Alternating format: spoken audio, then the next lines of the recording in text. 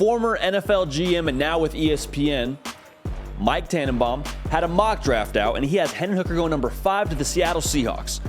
Now, really quickly, y'all that watch the show, you know we're a college football show. We don't really traffic too much in the NFL circles, but until Hendon Hooker gets his name called, we're going to go ahead and claim him with the college football community, okay? So I don't so much want to hone in on the spot that Hendon Hooker is drafted in this mock draft, because, I mean, top 10, top 5, all that conversation, I'm not an NFL guy. That feels like a reach in terms of where you would take Hendon Hooker. But where I want to really focus is the conversation around where Hendon Hooker falls in relation to some other quarterbacks in the draft. I think most people would tell you, myself included, it's probably Bryce Young and CJ Stroud in that top 2, whichever kind of variation you want to put with Stroud at 1 and Bryce Young at 2 or flipped, however you want to cut it. Those are probably the top 2 guys. Let's play a little game here. A little blind taste test, if you will, when it comes to this quarterbacks that are left after those guys. You got quarterback 1, who in a 2-year sample size threw 43 touchdowns, 23 interceptions. You got quarterback 2 in the same sample size, 23 touchdowns, 14 interceptions. Didn't start the entirety of those 2 years, but in that 2-year stretch, that was what he did for you throwing the football. Then you got quarterback 3, who in a 2-year stretch threw 58 touchdowns and 5 interceptions. Which quarterback are you taking? Let's not overthink this, right?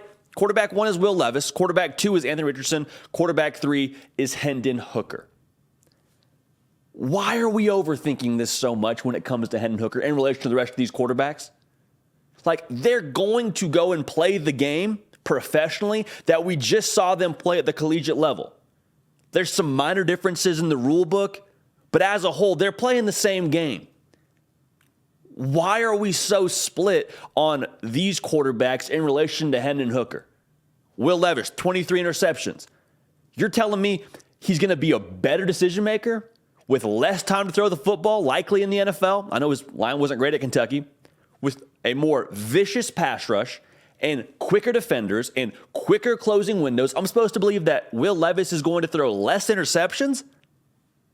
I don't buy that. Hendon Hooker, 58 touchdowns, 5 picks, 68% completion percentage the last 2 years. That's good enough for me.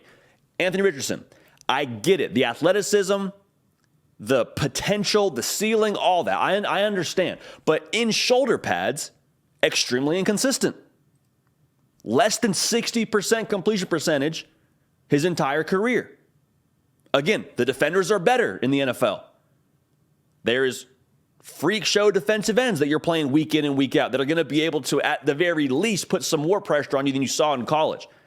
I'm supposed to believe he's just going to get more accurate overnight? Everybody wants to throw the Josh Allen comparison out there for these guys. Listen, Josh Allen is the exception to the rule. You typically don't just fix accuracy. You don't become a more accurate passer from college to the pros.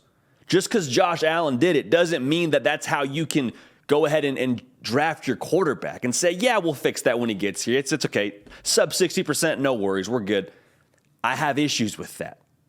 Give me the kid that threw single-digit interceptions and almost 70% completion percentage in the last 2 years. That's how I feel about it. Make sure you're subscribed to the On3 YouTube channel. Make sure you're following me on Instagram and on Twitter at JDPickell. Quick note for Tennessee fans. We haven't promoted it yet, but Josh Heupel, head coach of the Vols, coming on the program tomorrow morning, 10 a.m. Central, 11 a.m. Eastern. Really great conversation.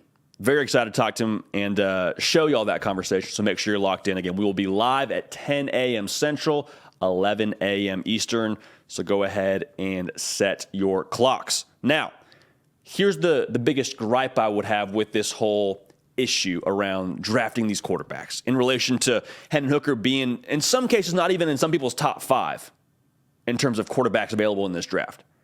I think he's the 3rd best, but if you don't have Hendon Hooker rated within your top 5, or you have him behind an AR, you have him behind a Will Levis, more often than not, your reasoning is, well, look at the tools of these guys, man. Look at AR running a 4.4. Look at Will Levis throwing it 75 yards in the air. Look at the tools these guys have. I think we overvalue tools, to be honest.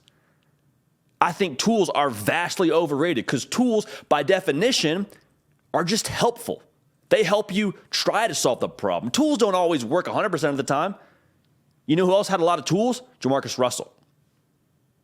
A lot of tools? Zach Wilson. And verdict's still out on Zach Wilson, but I'm just saying, if you're going to talk about tools and really place all your emphasis on what you can do from a tool standpoint, I have concerns. Because tools does not automatically equate to production and playing the game.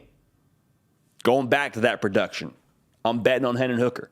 I don't think you want to bet on tools. And even if you were, is Hendon Hooker just like sitting out here with nothing in the bag when it comes to tools? He's 6'3", 217 pounds, and a really good athlete. He tore his ACL. He didn't get his leg amputated, right? Like, can we stop overblowing the fact that this guy tore his ACL? That gave us amnesia for some reason. A lot of this conversation around tools, it feels like, is about projection, how these guys are going to project in the NFL. If it's about projection, if it is about trying to gauge positive trends when it comes to playing the game professionally, look at Hendon Hooker. Again, I'm betting on him in that sense too. All I see the last 2 years, continual progression. In 2021, 31 touchdowns, 3 interceptions, 2,945 yards.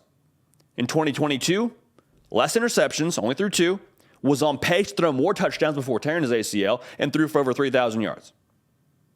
Positive trends. There's going to be a lot made of which offense he played in relation to what Will Levis did in his pro-style offense and Hendon Hooker and the help he had around him. Like, listen, no perfect situation exists. Tennessee had their own holes as well offensively. There's no such thing as a perfect situation. You can account for different variables, obviously, around what these guys had to work with, but let's stop pretending that tools are what we want to bet on when it comes to putting these guys in an NFL franchise. For me, I firmly believe Hendon Hooker is a top 3 quarterback in this draft. Good for Mike Tannenbaum saying he's a top 5 pick. I think if the Seahawks took him at 5, good for the Seahawks. I'm not here to give you a mock draft, but I am here to tell you the way that we are evaluating these quarterbacks, I think we need to take a closer look at that. I'm not a scout, I'm not an NFL draft guy, but I'm telling you, I would take Hendon Hooker before I took an AR or I took Will Levis. That's how we feel about it. Make sure you're subscribed. Nick, Break, Lift, and Heavy, this is y'all's show. Again, the head coach of the Tennessee Vols, man, Coach Josh Heupel, joining the show tomorrow morning. Hit the bell on this channel to make sure you don't miss when we go live. As I promise you, you're going to want to make sure you're tuned in. Get in the live chat. We'll get active. We'll have a real good time. We're going to keep the party rolling. We will see y'all next time. Hey, y'all. Thanks so much for watching. Subscribe to the channel here to make sure you don't miss an episode of The Hard Count. Also, be sure to check out other videos on the On3 YouTube channel.